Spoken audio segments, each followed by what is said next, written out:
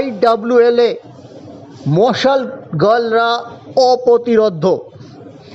স্যাফে champion হয়ে যাওয়ার পর ফাজিলা দেবী, আশালতা দেবী, সুইটি দেবীরা সোজা চলে গিয়েছিলেন দমদম বিমানবন্দর থেকে কল্যাণীতে।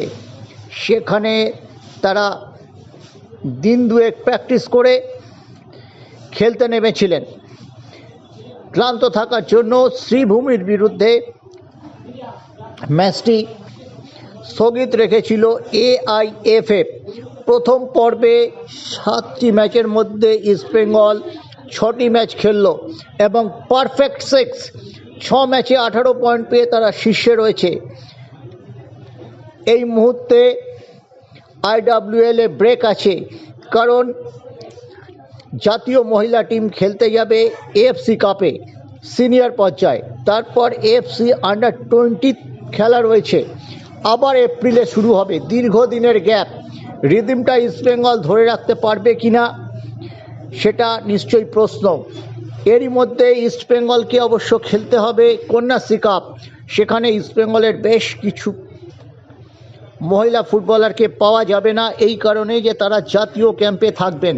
তবুও কন্যাশ্রী কাপ নিয়ে আগামীকালই মিটিং রয়েছে এবং সেই মিটিংয়ের পরে ঠিক হবে ইস্টবেঙ্গল কবে খেলবে। তবে সুইটি দেবী চোটের জন্য বেশ কিছুদিন তিনি খেলতে পারবেন না। সুইটি দেবী এদিন 15 মিনিটের মাথায় হাঁটুতে চোট পেয়ে বেরিয়ে যান। তার বদলে নামেন বর্ষিয়ান আশালতা দেবী। প্রথম দুটি গোলের ক্ষেত্রে তিনি অ্যাসিস্ট করেছেন।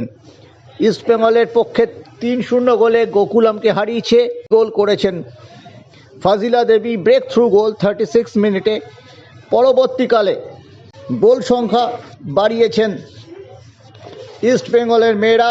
সুরঞ্জনা রাউল গোল করেছেন রেস্টি দেবী।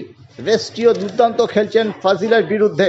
সব মিলিয়ে ইস্টবেঙ্গল গোকুলামের পর ব্যাক টু ব্যাক IWL জেতার ক্ষেত্রে অনেকটা এগিয়ে গেছে। এই মুহূর্তে সেতু FCর সঙ্গে তাদের লড়াই। সেতু FC 16 পয়েন্ট পেয়েছে, 2 পয়েন্ট পিছিয়ে আছে ইস্টবেঙ্গলের থেকে। কিন্তু রিস্টার্ট যখন হবে সেতু FCর সঙ্গে এই লড়াইটা হচ্ছে। সবচেয়ে করুণ অবস্থা গোকুলাম FCর। এই গোকুলাম FCর হয়ে ফাজিলা গতবার ইস্টবেঙ্গলের বিরুদ্ধে হ্যাট্রিক করেছিলেন। সেই ফাজিলাই এদিন প্রথম গোল করেছেন গোকুলামের বিরুদ্ধে। সব মিলিয়ে কিন্তু IWL এ মশাল গার্লরা অপ্রতিরোধ্য।